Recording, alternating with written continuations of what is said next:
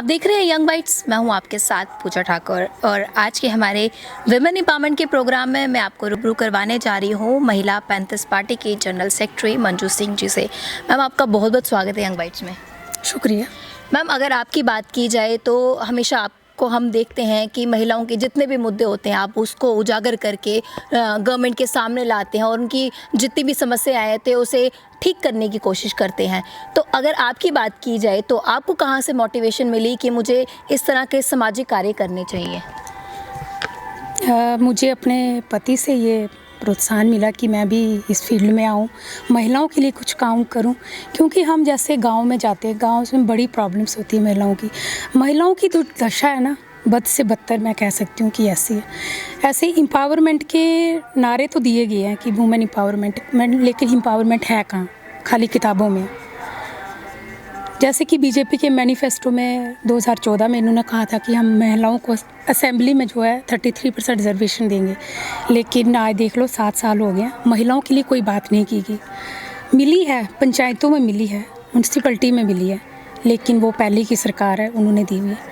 हमारी ये मांग थी कि महिलाओं को असेंबली में भी एक रिजर्वेशन मिले, ताकि महिलाएं भी जो अपनी बात है वो खुलकर रख सकें, क्योंकि महिलाओं के जो मुद्दे हैं वो महिलाएं ही आगे रख सकती हैं। सिटी की बात की जाए तो सिटी में अगर महिलाओं की बात की जाए तो वो कहीं ना कहीं अपने राइट्स को लेकर थोड़ी बहुत अवेयर रहती हैं, लेकिन बात की जाती रिमोट एरिया की, वहाँ पे महिला जो है अपने अधिकार को लेकर जागरूक नहीं होती है, जिस वजह से प्रताड़ना का शिकार वो होती है, जो उनसे कहने को कहा जाता है वो करती है।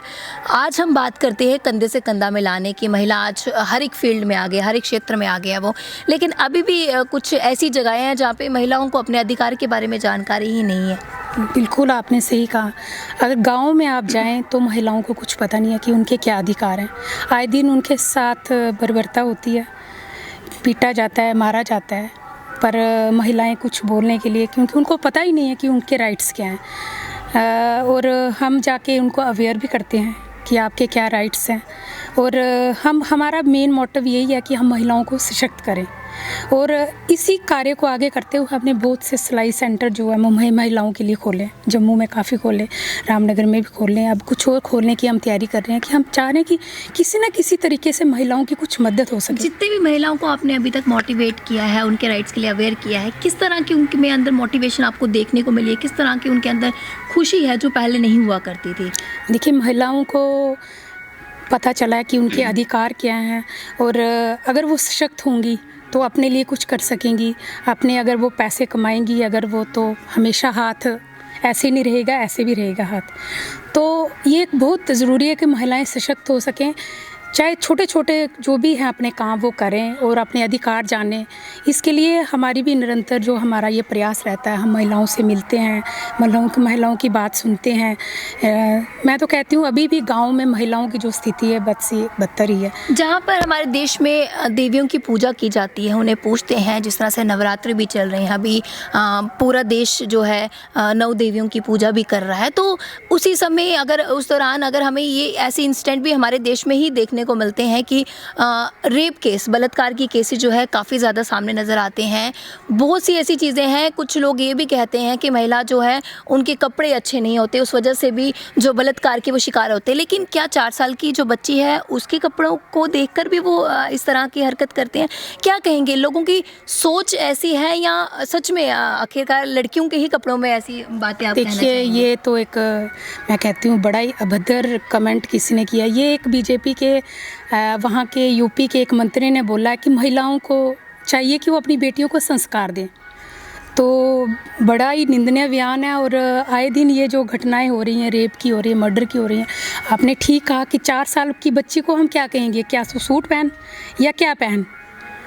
तो संस्कार तो हमें बेटों को भी देने हैं। बेटियों के लिए ये बात नहीं है, बेटियों की अपनी मर्जी है, वो जो पहनना चाहें, जिसमें वो कंफर्टेबल हों वो पहनना चाहें। और ये एक जो मानसिकता है लोगों की, इसको भी थोड़ा समझने की जरूरत है। हम इसे ठीक कर सकते हैं? मेरे को लगता है बेटों की सोच हमें बचपन से ही एक माँ को उसी तरह से उसे मोल्ड करना चाहिए कि वो अपनी गर्ल की जो है रिस्पेक्ट कर सके। एक माँ का ये फ़र्ज़ है कि अपने बेटों को सिखाएं कि लड़की की इज़्ज़त करें। अगर घर से ही उनको ये संस्कार मिलेंगे तो शायद जो ये घटना है ये नहीं होगी। अभी जैसे हाथरस की घटना हुई, आपने देखा कि बच्ची के साथ रेप मर्डर की घटना हुई और रात के अंधेरे में उसके शव को जलाया गया, जबकि हमारे हिंदू धर्म में रात को संस्कार नहीं किया जाता। और वो क्या कारण था, किसको छुपाने की कोशिश की गई थी? जो अपराधी हैं उनको एक छुपाने की कोशिश की गई और लड़की के जो घर वाले हैं उनको बोला कि आपका नार्को टेस्ट करवाओ, क्योंकि अगर टेस्ट होना है तो उनको करवाओ। जो अपराधी हैं, ये तो घर वालों को सज़ा मिल रही है। एक अहम सवाल मैं आपसे पूछना चाहूँगी कि कानून तो बनते हैं, कानून इम्प्लीमेंट क्यों नहीं होते हैं? मैं इस पे बात करना चाहूँगी। क्या कारण लगता है कि उसमें इतनी देरी बरती जाती है? हमें पता होता है कि गुनहगार कौन है, या कभी कभी देरी भी लग जाती है, लेकिन पता होने के बावजूद भी उसे सज़ा मिलने में देरी क्यों हो जाती है? ये तो सिस्टम में ही खराबी है। मैं तो कहती हूँ ये तो फिर सेंटर की जो सरकार है उनको सोचना चाहिए, कोई ऐसे कानून बनाने चाहिए कि जल्दी से जल्दी जो है इसके ऊपर कार्रवाई हो, ताकि जो कितने साल ये केस चलते हैं, अगर ऐसे कोई केस होते भी हैं तो इतने सालों चलते हैं, बीच में उनको इतनी थ्रेट मिलती हैं, खुद तो कुछ तो केस वापस ले लेती हैं, और कुछ ऐसे ही चलते हैं। जैसे निर्भया कांड पीछे हुआ था, उसके लिए तो पूरा देश एकजुट हो गया था। तब बीजेपी की अपोजिशन में थे और कांग्रेस की सरकार थी, तब इन्होंने इतना हाय तौबा भी मचाया था, और जो मनमोहन सिंह जी थे उनको चूड़ियाँ भेजी थी। इस पे हम निशाना नहीं साधेंगे किसी सरकार पे, इसमें हम आम लोगों की बात करें। आम लोगों की सोच क्या है, आम लोग किस तरह से उसे लेकर चलते हैं? देखिए, आम लोग तो यही चाहते हैं कि अगर कुछ ऐसी घटना हो तो उसका जल्दी से जल्दी जो है लड़की को या उसके परिवार को न्याय मिल सके, फास्ट कोर्ट ट्रैक में ये सुनवाई हो, और मैं तो कहती हूँ कि चौराहे पे खड़े होके उनको गोली मार देनी चाहिए। कुछ ऐसे भी परिवार हैं जो बदनामी ना होने के कारण उन बातों को दबा देते हैं। हमारे सामने, मीडिया के सामने जितने भी केसेस आते हैं वो तो सामने आते ही आते हैं, उस पर लोग भी आवाज़ उठाते हैं, लेकिन कई सारे ऐसे भी केसेस होते हैं जो बाहर ही नहीं आ पाते हैं। कई, आपने ठीक कहा कि कई केस तो बाहर आते ही नहीं हैं, और डर से, बदनामी से लोग अपने घरों में बैठ जाते हैं। पर आवाज़ उठानी चाहिए, ऐसे अपराधों के खिलाफ हर किसी को आवाज़ उठानी चाहिए, ताकि हमारी बहू बेटियां सुरक्षित हो सकें, और ये जो एक समाज है वो एक स्वच्छ समाज बन सके, जहां अपनी हम बेटियां हैं उनको हम आराम से बोलें कि आप जाओ आराम से, जो मर्जी पहनो, जो घूमो, ताकि उनके ऊपर ऐसे भद्दे कमेंट किए जाते हैं ये ना हो। एक सुरक्षा जो है, एक सुरक्षा का माहौल पैदा करना पड़ेगा, तभी जाके जो हमारा समाज है वो सुरक्षा देने। तो जहाँ पे हम एक तरफ बात करते हैं राइट टू इक्वालिटी की, उस पर सिर्फ हमें बात नहीं करनी, उसको इम्प्लीमेंट भी करना है। हमारे माध्यम से जितनी भी महिला आपको देख रही हैं, यहाँ जितने भी दर्शक आपको देख रहे हैं, क्या एक मैसेज आज महिला सशक्तिकरण के प्रोग्राम में आप देना चाहेंगे?